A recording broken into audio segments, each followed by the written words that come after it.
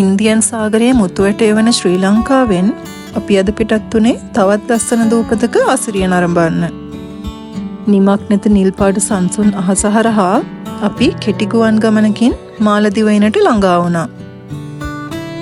පුංචි පුංචි දූපත් 1000කට වඩා තියෙන මාලදිවයිනේ සීතල සුළඟටත් කියන රස කතාවක් තියෙනවා ඇති.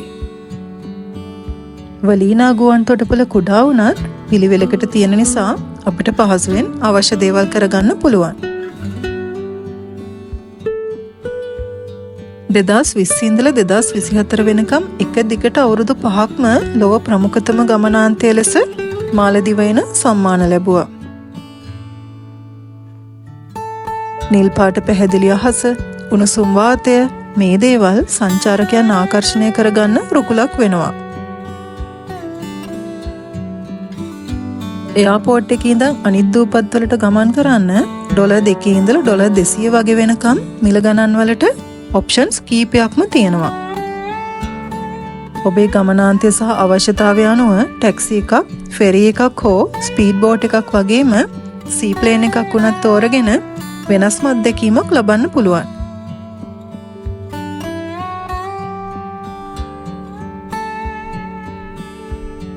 අපි ටැක්සි එකකින් හොළුමාලේ වලට ගියා. අපේ ෆස්ට් නයිට් එකට අපි ළඟ තැනක් තමයි තෝරගත්තේ. මගදිගට ඇති අවකාශය සෝලර් පැනල්ස් වලින් බල ශක්තිය නිපදවන්න යොදාගෙන තියෙනවා. හොළුමාලේ කියන්නේ ආකර්ශනීය සංවර්ධනය වෙමින් පවතින අඩු වියදමකින් සංචාරය කරන්න පුළුවන් බීචස් සහ ලෝකල් ෂොප්ස් ඕන තරම් තියෙන ප්‍රදේශයක්. මේ දූපතේ ඉඳන් අනිත් දූපත් වලට යන්නත් පහස නිසා අපි වගේ ගොඩක් දෙනෙක්ගේ පළවෙනි නවාතැන වෙන්නේ හොළුමාලේ.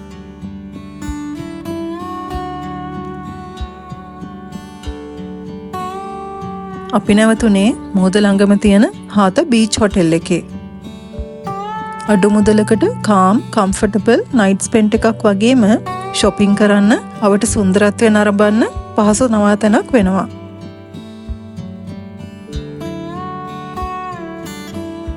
අපි දේශීයන් සහ සංචාරකයන්ගෙන් පිරිච්ච නයිට් මාකට් එකකටත් ගියා. මෙතනින් අවශ්‍ය ඕනම දෙයක් අඩු මුදලකට මිලදී ගන්න පුළුවන්.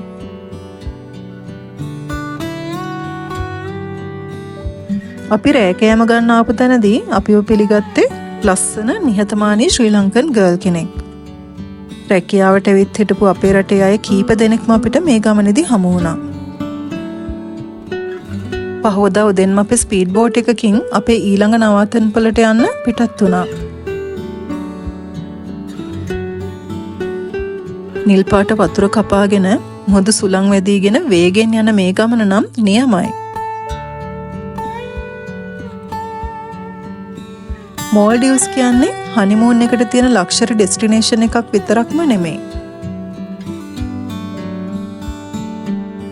ලොකු පොඩි ඕනම කෙනෙක්ට තමන්ට වියදම් කරන්න පුළුවන් මුදලට සුන්දර අත්දැකීම් ගොඩක් ලබා ගන්න පුළුවන් සුන්දර රටක්.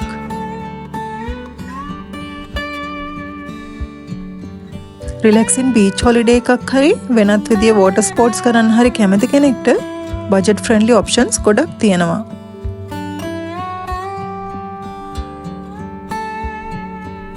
එක එක මිල ගණන් වලට සහ කාල පරාසවල යන්න පුළුවන් වෙන්න පැය කීපයක ටුවර්ස් වගේම ඩේ ටුවර්ස් අරේන්ජ් කරලා තියෙනවා. මේ දේවල් කලින්ම ප්ලෑන් කරන එක තමයි හොඳ.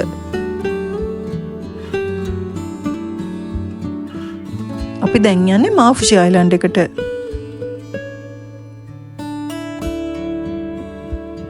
මේ පුංචි දූපතේ ලොකු හොටෙල්ස් වගේම පුංචි රිසෝර්ට්ස් ගණනාවක්ම තියෙනවා.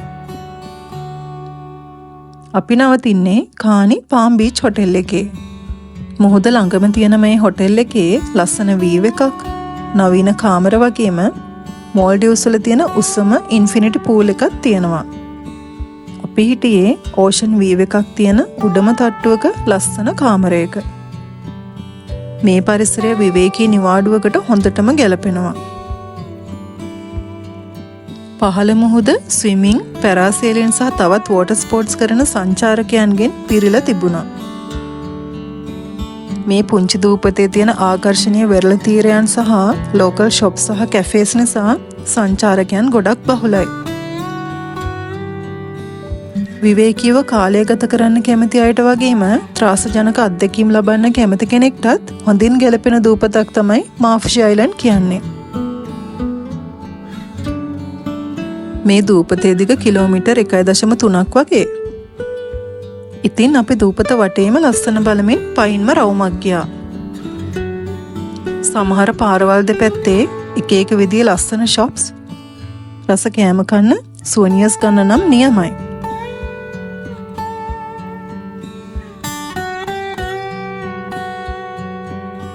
පහුවදා උදෙන්ම නැගිටලා අපි ගියේ sea adventures වලට.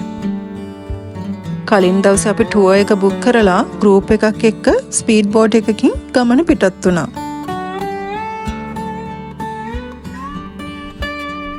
අපේ ගෲප් එකේ විවිධ රටවලින් ඇවිල්ලා හිටිය හනිමූන් කපල්ස් වගේම පොඩි බබාලා සීයලා ආච්චිලා ඉන්න පවුල් කීපයකුත් හිටියා. ටුවර් ගයිඩ් ගමන පිටත් වෙන කලින්ම ආරක්ෂක මාර්ගෝපදේශයන් සහ උපදෙස් ලබා දුන්නා. අපි අද මුහුද යටට ගිහින් කොරල් සහ මාළු බලන්න, ඩොල්ෆින් බලන්න වගේම පාළු දූපතකට ගිහින් තවල් කෑම කන්න තමයි බලාපොරොත්තු වෙන්නේ. අපි වගේම තවත් බෝට්ටු කීපයක්ම මේ වගේ ටුවර්ස් ඇවිල්ලා තිබ්බා. ස්නෝක්ලින් වලට නවත්තපු ගමන් හැමෝටම ඕන උනේ ඉක්මනින්ම වතුරට පනින්න.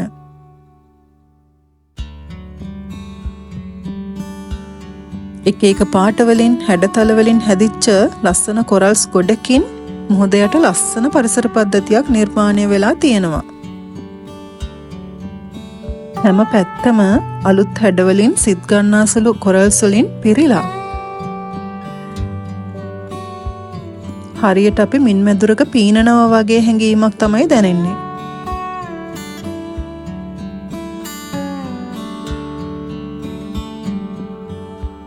සියුම් සහ සංකීර්ණ හැඩතල වලින් සහ විවිධ පාට වලින් හැදිලා තියෙන මේ කොරල්ස් වලින් මුහුද යට ලස්සන ගාඩන් එකක් නිර්මාණය වෙලා තියෙනවා.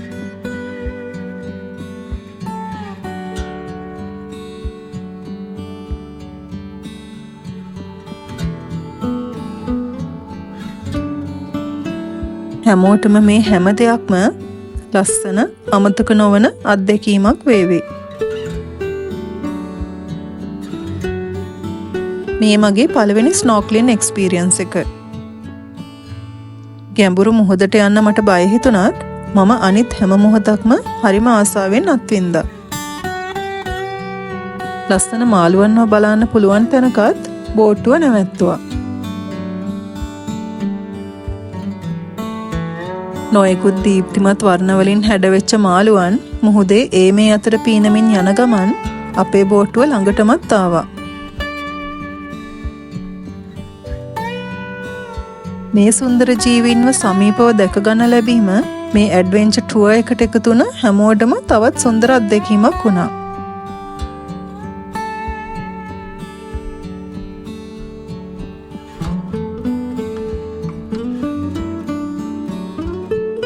මාලදිවයින් මුහුද සාගර ජීවීන්ගෙන් සහ විචිත්‍රවත් කොරල් පරවලින් පොහොසත් වන සංචාරකයන්ගේ ආකර්ෂණය වැඩිම රටක්.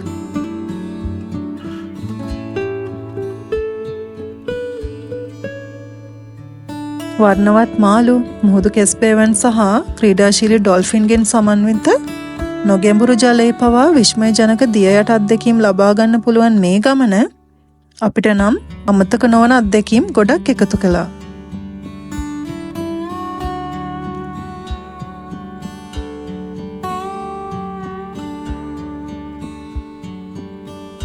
ඊට පස්සේ අපි යෝධ තල්මසුන් දකින ආශාවෙන් ගමන ඉස්සරහට ගියේ කොයි මොහොතක හරි මේ යෝධ මාළුවා මුහුද හරහා ගමන් කරાવી කියන බලාපොරොත්තුවත් එක්ක.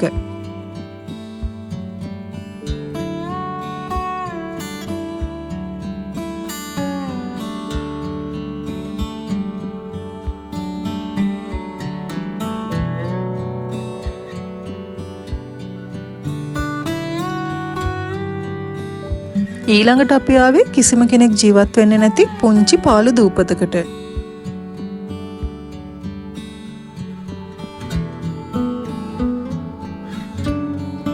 අපේ ටුවර් ගයිඩ් අපිට ලන්ච් එක දෙන්න යන්නේ මෙන්න මෙතන. ටික වෙලාවක් මෙතන රැඳෙන්න පුළුවන්කම තිබ්බ නිසා අපි මොහොතට කිට්ටුවෙන් ඉඳගෙන දවල් කෑම කාලා වටේ ටිකක් ඇවිදින්නත් ගියා.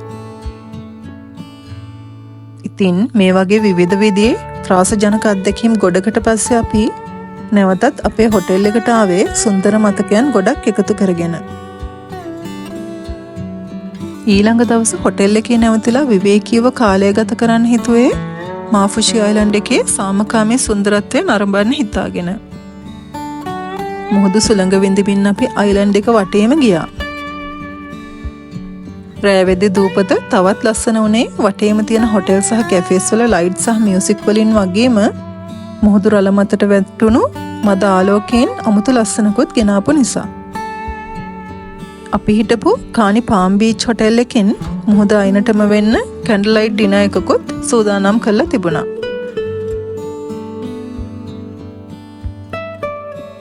මාෆුෂි අයිලන්ඩ් එක ඇඩ්වෙන්චර් සහ රිලැක්සේෂන් කියන අන්ත දෙකේම සමතුලිතතාවයක් තියාගනිමින් සංචාරකයන් හැමෝටම අමතක නොවන සුන්දර අත්දැකීම් එකතු කරනවා.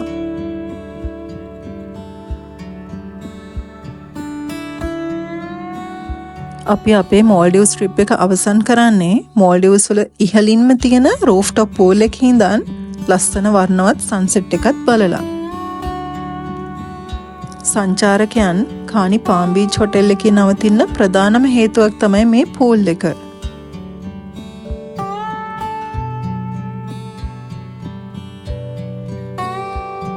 ඉතින් මේ විදිහට තමයි අපි 2024 වර්ෂය ආරම්භ කළේ.